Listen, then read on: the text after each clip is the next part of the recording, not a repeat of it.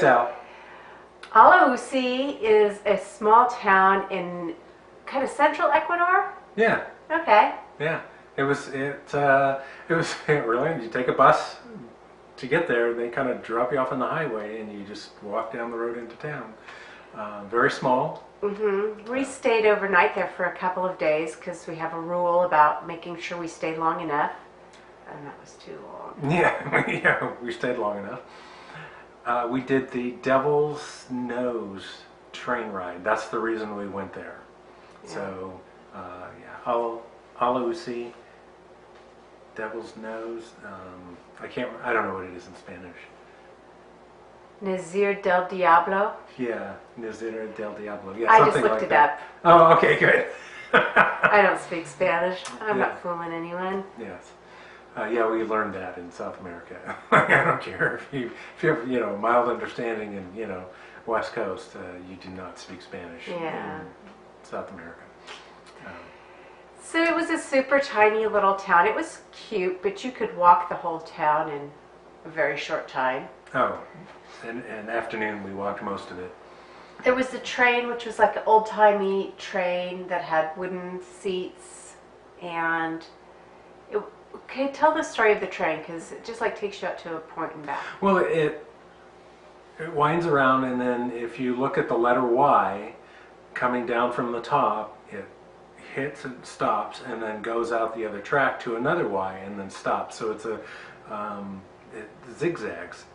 They built this over a couple of years to connect Ecuador, northern and southern Ecuador. I mean, this was a major breakthrough, marvel of engineering at the time. The reason it's called Devil's Nose is to build this, they blasted out the side of this mountain, and 2,000 people died creating this not even 12 miles of track. So it was, That's sad. sad, yeah. I mean, a lot of people died, and they brought in a lot of workers. Jamaicans, I guess, is what they were saying. Yeah, some Jamaicans, some Chinese. I mean, there's anywhere they could get workers, they were bringing them in.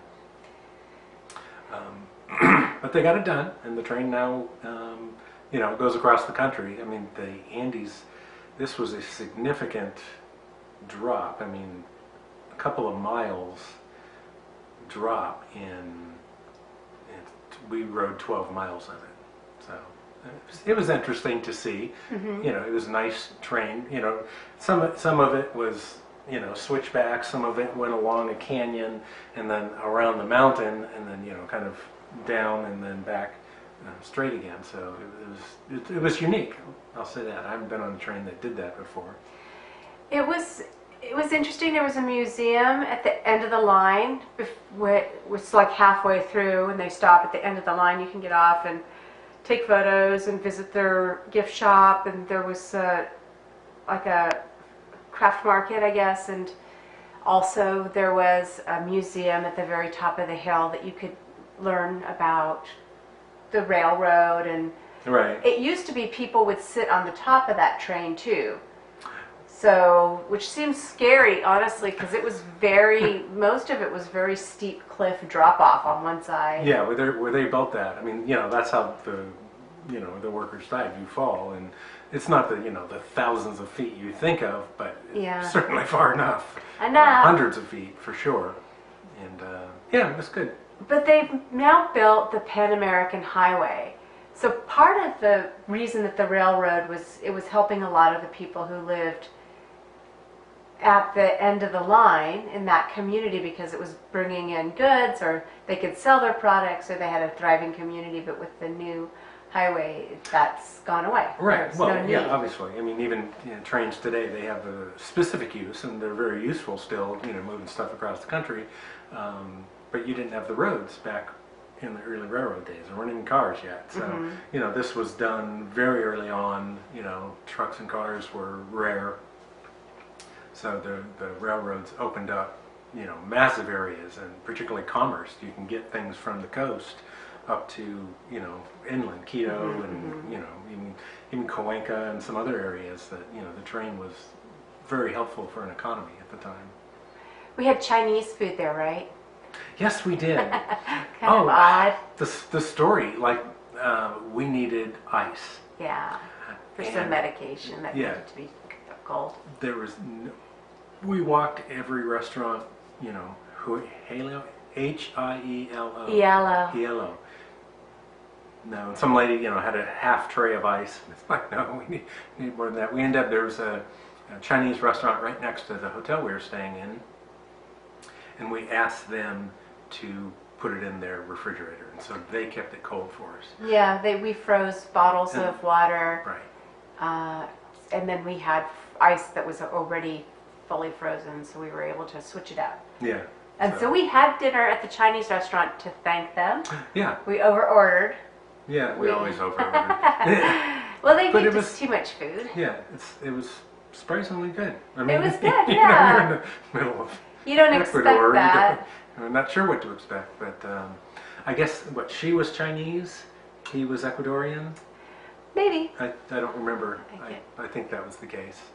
But, So my thing would be, if you plan to visit Alausi and you want to ride the train, which is a great experience, plan for a day there. And I don't even know if you need to overnight, if you can figure out a way to do it. oh, I don't know how you do that, because getting into the bus, you'd stop. You could ride the afternoon train, but then I don't know when the next bus goes. Yeah. So I'd probably plan on overnight, but Mm-hmm. just to go off the next morning, because you really only need, you know, half a day walking around, half a day on the train, and Yeah. you're done. Would I go out of my way to go back there? This is where I read about, oh, that sounds really cool. Everyone, yeah, this was really neat, da da da da. I would not go back. I would So- bet the people who did the train came in on a tour bus, and that was a stop on the way to somewhere else, either Quito or Banos or Cuenca or something. Right. And that's how they were able to find out. And so it was great because they were on a tour and they didn't have to worry about transportation. We were just taking a bus. Right. So we were counting on the timetables that were available. For example, we caught the bus in the morning that we left out of Alausi to Cuenca, and we had to be there at the bus stop at 6 in the morning. Right. So that was, or did we go to Ingapirca after that? Ingapirca's, Ingapirca after that. okay, Yeah. So yeah, I think we've talked about that. I'm not sure. maybe, yeah, probably. But I'm glad I did it. Yeah. I wouldn't go back. I wouldn't go out of my way to go there. If you're passing by, I would definitely do it. Yeah. You know, there's how exciting it was. If you're super into trains and engineering, absolutely go see it. Yeah. So I was very impressed with how it's not even a zigzag, I guess. It's kind of like a Z. They go out to the end and then they go back down and then they go that way. So it's, Like cutbacks, switchbacks. but you just stop and they just start the train in the other direction, switching to the track that goes down and then Yeah. switching. Yeah, so That's interesting. yeah, it was whoever thought of it was, wow, that was really smart. It was pretty too. I mean, the views were beautiful. Yes, yeah. And the train was super cute because it was old-timey. Yeah. Wasn't Old-timey it? steam train. So a little touristy at the bottom. What do you expect, of course? Yeah. You know, they had some people dancing in a little crafts market. The town itself, I thought, was nice. I enjoyed walking around that. All right. So, I don't have anything to add to this. no, I don't either. This was a good conversation. Thanks, Yeah. Brad. Thanks, Al.